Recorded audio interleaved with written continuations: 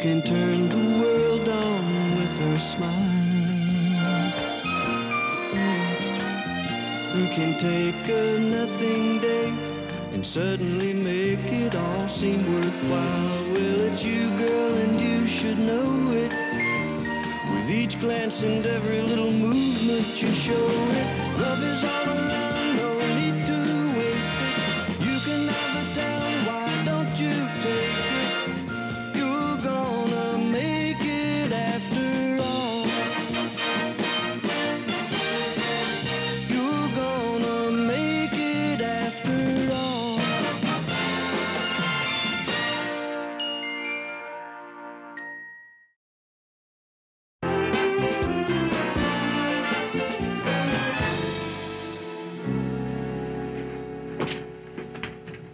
Good morning. Oh, morning, Lou. Morning, Mr. Grant. Why are you holding the door open? Because I'm with somebody who walks very slowly. Who? There's a story connected with that. Unfortunately, I know I have the time to tell it. My oldest daughter called me from New York and said her father-in-law is coming to Minneapolis and could he stay with me?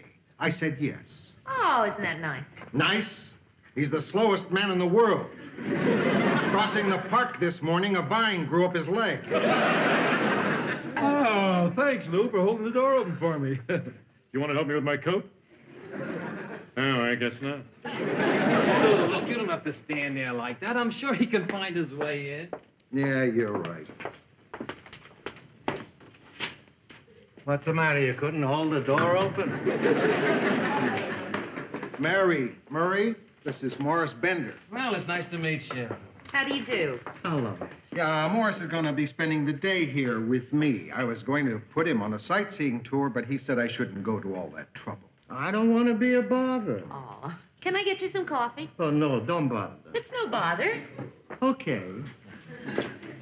You sure it's no bother? No bother. Come on, Morris. You can sit with me in my office. Only if I don't get in your way. It's right in there. You sure I won't be in the way? Positive. You'll tell me if I'm be a bother. Oh, yeah. Here.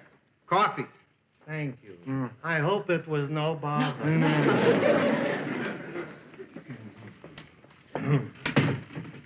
Nice little guy, isn't he? Oh, look, how long is he staying with you, Lou? Oh, a couple of weeks or until I kill him, whichever.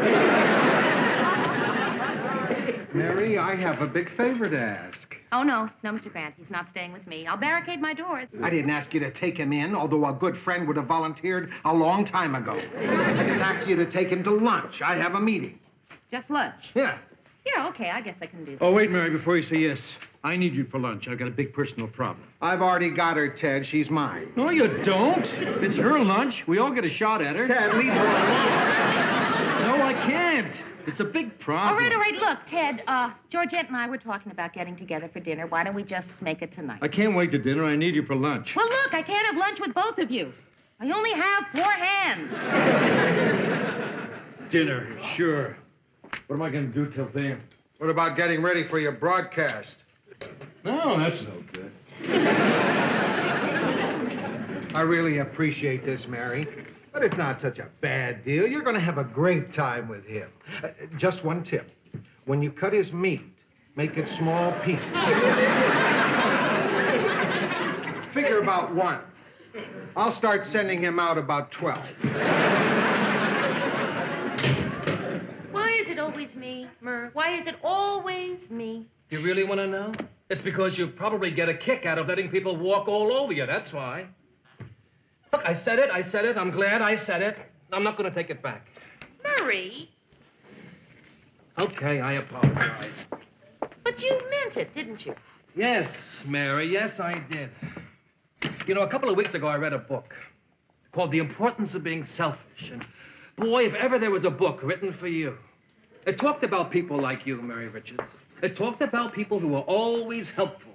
And it said the real reason they did that was because they had such a low opinion of themselves that that was the only way they knew that they could get people to like them. Well, thank you, Murray. How very flattering. Look, Mary, I know this may sound harsh, but isn't there a little bit of truth in it? That the reason you can't say no to people is because you're afraid they're not going to like you? Well, Maybe. It's a terrific book, Mary. Boy, it really helped me a lot. I mean, everybody thinks that selfishness is this terrible thing, when a lot of times it's just somebody recognizing his true value. Now, I know you may not believe this, but selfishness can be a virtue. Oh, sounds like an interesting book. Can I borrow it? Get your own.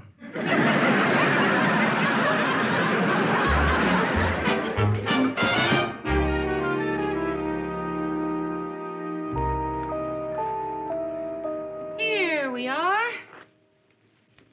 Looks like a nice tuna fish sandwich. But why is it so shiny? That's the cellophane. Would you like me to take it off for you? If it's no bother. It's no bother. What's that you're having? Egg salad. I didn't know they had egg salad. Well, they do. I love egg salad. Would you like to trade? You don't have to trade. I'll give you my sandwich and you give me yours. Okay, we'll do it that way.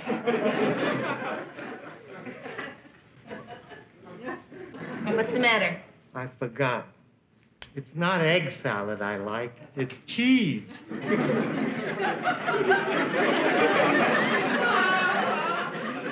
Mary? Ted, hi. Come on over. Sit down. Join us. Ted, I'd like you to meet Morris Bender. Hi. He's a friend of Lou's. Hi. Do you know how many pair of socks I have?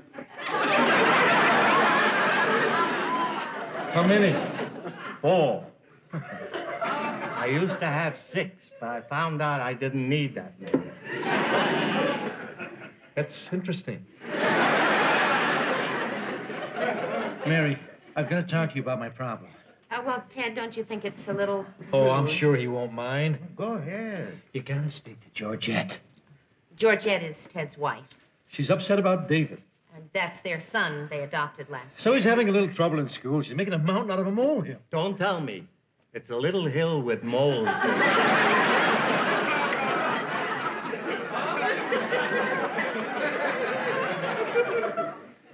One little thing happened, and she actually wants me to take him to a psychologist. Well, Ted, I don't see that there's anything wrong with that. I mean, if David's having problems with his schoolwork... Mary, now you may not believe this, but I had trouble in school, too. Look at me. Today, I make more money than all those brainy, straight-C students put together. I'm glad I finally caught up with you. Hi, Mary. Hi, Georgette. Georgette, this is Morris Bender. How do you do? Ted, will you look at this report card? All B's. I thought I told you not to take things out of my scrapbook. This is David's. He's failing every subject. I went to see his teacher, and she said he never pays any attention. And in class, he's always daydreaming. I think he needs some help. I'm not taking David to a shrink. Ted, come on. It's just a child psychologist. I don't care how old he is. Ted, I don't care what you say. I've already made an appointment, and I'm taking him there tomorrow. I'm going to find out why he's getting such bad grades. Excuse me for butting in. I'm an old man, and I've seen 1 or 2 things in my lifetime. And sometimes there's a reason why a child is not doing well in school. And it's very simple. But no one ever thinks of it. What's that? He could be stupid.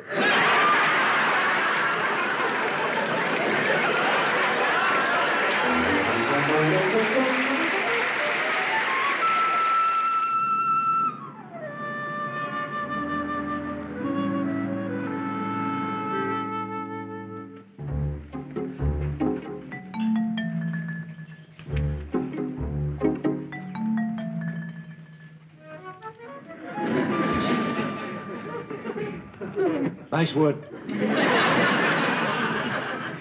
Ted, will you please sit down? The psychologist will tell us everything when he's through. That's my son in there. There's nothing wrong with him. He's a terrific kid. He's just in for a 6-month checkup. I'm sure he is. Most of the children who come in here are quite normal. Did you hear that, honey? There's nothing to worry about. Of course, there are exceptions. Oh? Like the little boy we had in last week. For his 8th birthday, his parents gave him an electronic hobby set. He built a time bomb. blew the roof right off the house. Oh, no. Fortunately, they weren't home at the time. Oh, that's good. Late yesterday, the cat came down in Toronto. Oh, excuse me. I don't know what we're doing here anyway. You don't push a kid in a direction he doesn't belong. Not every kid was meant to be a fifth grade graduate. I'm telling you, Georgette, no son of mine needs a psychologist. Ted, you have to realize this has nothing to do with you. David's problem isn't your fault. You're a terrific father, a great husband, and a wonderful provider. That's right. I do bring in 50 G's a year. You told me it was 30. Oh, yeah, right, 30. How'd it go, son? Oh, okay, I guess. The doctor would like to see you both. David, you sit over there. We'll be right out, okay? Okay. Mr. Baxter, Mrs. Baxter, won't you sit down? Now, I've given your son an exhaustive amount of tests. Now, wait a and I second, think Doc. Before you get started, let me get one thing straight. I'm not impressed with any of this psychoanalytic mumbo-jumbo. To me, the whole business is just silly. Child psychology, $40 an hour. How's a kid going to get that kind of money? I don't want any stranger telling me about my son. I don't want anybody telling me my son's neglected or that he needs love. He happens to come from a very loving home. Kid, Shut up, Georgia. Mr. Baxter, this is nothing to break our crayons over. Now, as I was saying, I've given your son exhaustive tests. Aptitude, adaptability, comprehension. And it seems that he's in the genius category. He has an IQ of 160. 160? That's more than mine. Yeah, double. Say, let me ask you a theoretical question. Let's assume that someone has a kid with an incredible IQ and that someone wasn't great in the fifth grade. Do you think that would cause any problems between the two? No problems at all, Mr. Baxter. As long as the parent is a reasonably secure, mature, well-adjusted adult.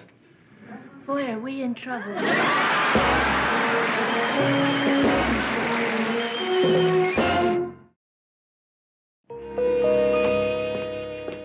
Murray, thank you Well, for what? for telling me about that book, The Importance of Being Selfish. I was up all night reading it, and I realize now the amount of time I have spent in my life accommodating people. I mean, this book really teaches you that the first person you have to worry about is yourself. Otherwise, you're no good to anyone else. Terrific. Boy, this is really amusing. Why? What is? Well, I'm the one that told you about the book, and I want to ask you if you'll cover for me tonight. Ask me. Will you cover for me tonight? Not on your life. Oh, Murray, it feels so good. Come on, Mary, I'm not kidding. I really have to leave early. In your hat, Baldy.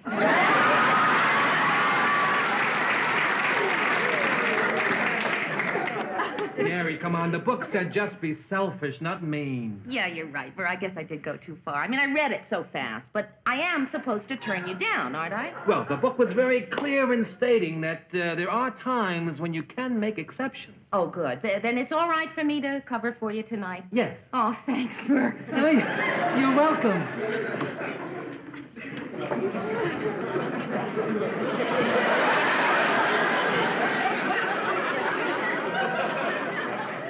Why did you say no to me on the phone last night? I really needed you to help me out, Mary. I think I created a Frankenstein. Well, what did you want it to do, Lou? Take Morris to Mount Rushmore for 3 days. You don't even have to bring him back. Just take him. Great news, everybody. Lou, have a cigar. Murray, Mary, guess what? You found a box of cigars. Better than that, my son David is a genius. But why was he having so much trouble in school? Well, according to the child psychologist, he was bored. It wasn't challenging enough for him, so he wasn't paying any attention. He's got an IQ of 160. He could be going to college today. though he might have a little trouble getting girls. Well, how does Georgette feel about it? Swell. She took him to school to enroll him in a special class for advanced children. I should have known he was a genius. Last night when he was saying his prayers, he stopped and said, "Am I going too fast for you?" Ted, don't you think you're making too big a deal out of all this? After all, the What's kids... the matter? You can't hold a doll? Hello, Mr. Bender. I'm sorry I can't take you to Mount Rushmore. Oh, that's all right. Who wants to look at a lot of old stone faces anyway? Come on in my office, Morris. You sure it's no bother? It's no bother. Hi, everybody. Hi. Hi, David. Hi. So, how was the new school? Oh, you should have seen it, Ted. They made such a fuss over David. Did they? All the children are so smart. A 9-year-old girl gave me directions to the ladies' room in Latin.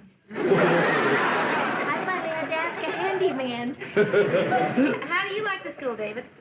Oh, I think it's real neat. Now I have classmates I can relate to, and I think that's very, very important. Yes, I can understand that. I think people usually get along with other people whose IQs are closer to their own. Don't you agree, Dad? Indubitably. Now, for instance, I'm sure the reason you get along so well with Mr. Slaughter here is because your IQ is probably very close to his. Interesting theory. What's your IQ? Go ahead and tell him, Mayor. Most people's IQs are lower than David's. Doesn't mean anything, so you're not as smart as he is. Go ahead, tell him. 118. How about yours, Mr. Slaughter? 125. You see, very close. That's why you get along so well together. And nice little IQs they are, too. Nothing to be embarrassed about. What's yours, Dad? You really want to know? Yes, I do. Okay. Father to son, no secrets, I'll tell you. My IQ is 190. Oh, sorry, I've got to go to the studio. But, Dad, Albert Einstein's IQ was only 185. Well, we know much more now than they did then.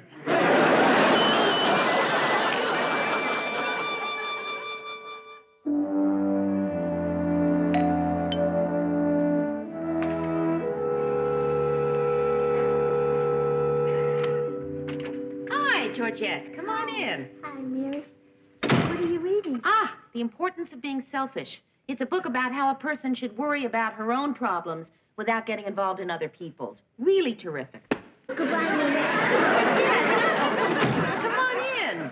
What's on your mind? Are you sure it's okay? I could find somebody who hasn't read the book yet. No. Come on in. Sit down. Well, I hate to bother you, but I really don't know what to do, Mary. What's wrong? Everything. Ted and I should never have taken David to see that child psychologist. Well, I thought you were so pleased to find out David's bright. Oh, I was, but Ted doesn't know how to deal with it. It's like he's afraid of him now. And David knows it and takes advantage of it. I mean, Ted's so impressed with him that he lets him do whatever he wants to.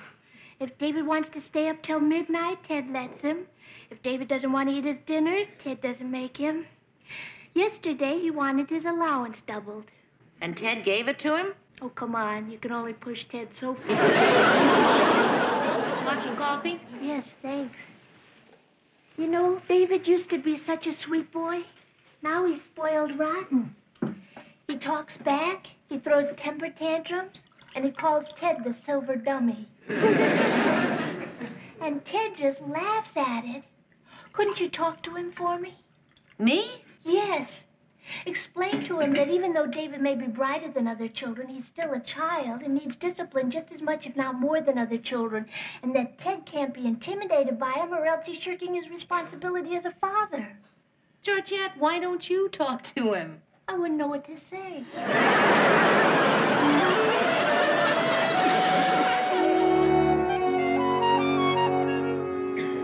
Say, listen, Mayor, is it okay if I let David sit in the control booth? It's something that I promised him. I know it's against the rules, but... Yes, Ted, fine. Okay. Then after the show, I promised him he could take one of the cameras apart. Well, he could probably put it back together. I don't care what you say. I want to go. I want to go. We'll see what what your father has to say about this. Hey, what's going on? I promised my mother I'd bring the baby over. David insists that I take him to the museum instead. We have a terrific exhibit, Dad. I want to see it, and she won't take me. She's mean. Now, what do you think, Miss Richards? Don't you think she should take me to the museum? David, I think this is something your parents have to decide. That's right. It's our responsibility. Ted, talk to him. Use your authority. Okay. David, your mother wants to visit with her mother, and I think she should. If you want to go to the museum, I'll take you tomorrow. I don't want to go tomorrow. I want to go now. Kid's got a point, Georgette. Maybe you ought to take him to the museum. Ted, you have to be firm. Okay. Georgette, take that kid to the museum. Ted, if you won't handle this, I'll have to. David, we are going to see my mother, and that's that. Well, I think it's mean and rotten, and I abhor you. David, don't you ever use that word in front of your mother. It just means I hate her. Ted!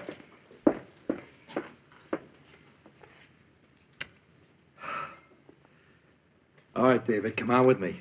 Where are we going? To get spanked. Oh, come on, Dad. That's old-fashioned. So am I.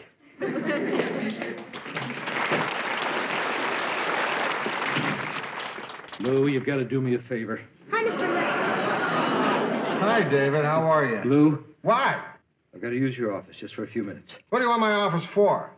I've got to spank my kid. You don't want to spank David. Yes, I do. You got a hairbrush handy?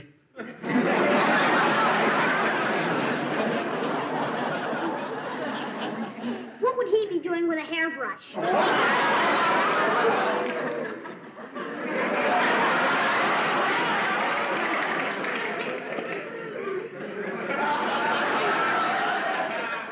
Go ahead, spank him.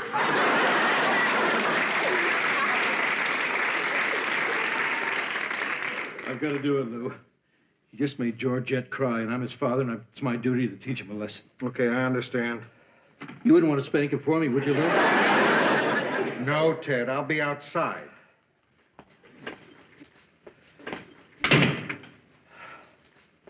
Well, okay. Let's get this over with. You're really going to do this? David, you're a very smart little boy. But it's a lot more being smart than just having a high IQ. And what you did out there just now, making your mother cry, was not smart. That was dumb. I know. I also know, even though I'm still learning how to be a father, what I have to do now is right. Now, you're a lot smarter than I am, a lot cuter than I am. I've only got one thing going for me. I'm bigger than you are. Come on. Okay, Dad. Now, don't hold this against me, because this is for your own good. Okay. Just try to understand I'm trying to be a good father. I also want you to be a good son. Now, your mother loves you. I love you.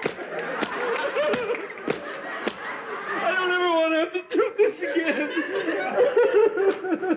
Are you all right, Dad? I'm fine. I didn't want to hurt you, but you had that coming to you. Don't cry, Dad. David, don't ever make me do this again. I can't take it. I won't, Dad. I'm sorry. I'm sorry I had to spank you. You know something, Dad? What? I'm really glad you're my father. Even though I just spanked you? Well, spare the rod and you spoil the child. Spare the rod and spoil the child. That's genius. You're genius.